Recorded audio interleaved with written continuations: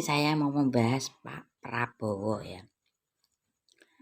Udah lewat di bendera saya ya, yang membicarakan tentang Pak Fadlizon. Pak Fadlizon itu kan bawahannya Pak Prabowo. Pak Prabowo intinya bilang seperti ini. Ya, intinya belum bisa mengendalikan Pak Fadlizon karena bawahnya ini sering membuat kontroversi politik. Lah Pak Prabowo menutupi Pak Fadlizon ya. Ya biasalah dalam dunia politik terkadang harus menggunakan kontroversi karena yang penting sehat. Dan dari situ saja saya sudah melihat ya, Pak Prabowo aja mengendalikan satu bawahannya ya belum sanggup, karena bawahannya ini punya pasukan banyak. Jadi Pak Prabowo ya aja, meski bawahannya ini ya kalau usia anak-anak Badung nakal bajingan tengik, ya Pak Prabowo diem saja karena nggak bisa berkutik ya. Kalau ditegur keras-keras bawahannya ini, Pak Prabowo nggak sanggup, pasti sudah kalah set ya. Pak Prabowo itu pendukungnya ya itu di bawah dari Pak Fadlizon ya, masih ada hubungannya 212 ya. Itu makanya Pak Prabowo tuh hanya ya intinya sakarepmu lah, yang penting aku bisa menuju RI 1. Itu menurut penglihatan saya dari video yang masuk di beranda saya. Ada yang buat video seperti ini, tema yang sama dengan dulu, seperti Pak Jokowi main belusukan ya, ketemu rakyat masuk ke pasar, maksudnya menyindir Pak Ganjar. Sudah nggak zaman ya. Yang dibutuhkan itu apa ya, kebijakannya ya. Sepertinya sih pendukungnya Pak Anies ya. Yang dibutuhkan kebijakannya, bukan karena belusukannya bertemu dengan banyak rakyat. Iki wong dolane ra mbek wong ekonomi menengah ke bawah ya. Atau enggak dalam keluarga itu tertimpa keluarga yang lagi broken gitu ya. Inilah contoh dalam keluarga ya. Saya punya bapak ya. Misal bapak saya itu di luar kota ya. Jarang mengunjungi saya. Setiap saya minta, "Pah, beliin mobil. Pah, bayarin kos-kosan." Ya. Sama bapak saya dikasih dicukupi terus ya. Ya itu bagus ya, saya merasakan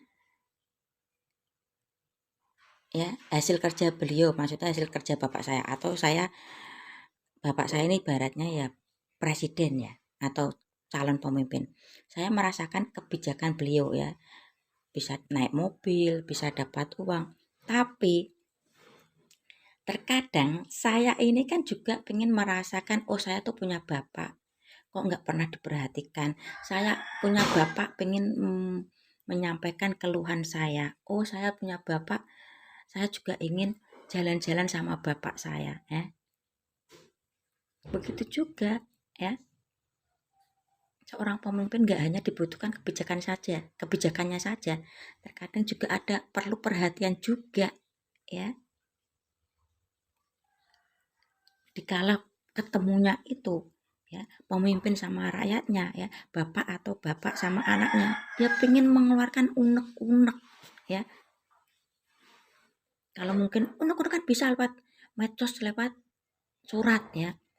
Terkadang pemimpin atau bapak kita ini sibuk, belum bisa melihat isi surat, belum bisa melihat komen di medsos ya.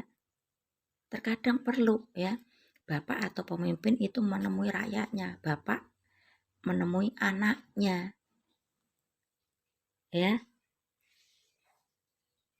Terkadang ya meski keadaan ekonomi belum bagus, diperhatikan sama bapaknya, didatangi sama bapaknya, itu sudah bahagia ya.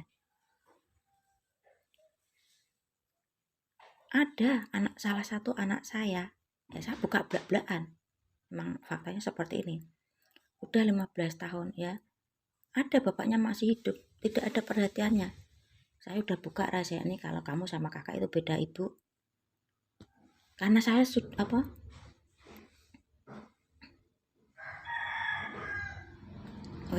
masalah itu nggak usah tak buka ya. Yang penting itu ya, ada kalanya bapak itu ketemu sama anaknya ya. Selama 15 tahun anak saya nggak ketemu bapaknya, padahal bapaknya masih hidup ya. Karena alhamdulillah didikan saya berusaha kasih paham. Saya buka rahasia ini kepada Mbak, tapi seperti biasa ya, jangan penasaran mana bapak saya, mana keluarga besar saya ya. Itu ada pada keluarga saya. Kalau mungkin didikan saya salah, pasti anak saya akan oleng otaknya dan penasaran mana orang tua saya, mana keluarga besar saya. Karena saya udah 15 tahun ini punya bapak kok, serasa tidak punya bapak. Kali ini saya memposisikan diri saya sebagai ya mak-mak rempong yang suka gibah gitu. Kali ini gibahku tuh gibah tentang politik. Ya enak bener tuh yang namanya Ubaidillah Rashid Baswedan, tentunya tahu dong nama akhiran belakangnya siapa, tentunya itu masih kerabat siapa, pastinya tetap tahu dong, yang tahu di dunia politik itu loh. Kok kabarnya tertangkap KPK, dapat apa itu dana hibah 5 miliar. Wah, enak bener ternyata ya jadi orang kalau punya kerabat atau seorang pejabat gitu ya, bisa dapat dana hibah. Katanya juga istrinya capres tersebut juga dapat dana hibah. Enak bener ya kalau seandainya jadi istri pejabat ya, ada atau kerabat pejabat gitu ya, pasti dapat dana hibah ya. Tidak seperti saya, sayang saya tidak punya kerabat atau saudara seorang pejabat gitu ya, jadi tidak ada yang menghibahkan kepada saya. Nomor rekening saya tuh selalu saldonya 0, 0 dan 0 ya, dan pekerjaan saya itu ya berkecimpung dengan TA1 ya. Karena pekerjaan saya itu ngomong ya, jadinya ya aduh, ya wis apapun pekerjaannya tetap tak syukuri kok. Sayang tidak ada yang, saya tidak punya kerabat atau saudara jadi pejabat, jadi nggak ada yang menghibahkan hibah ke saya ya. Saldo rekening saya ya cuma nomor rekening doang, saldonya 0, 0 dan 0 ya. BRI 0, Mandiri 0, apalagi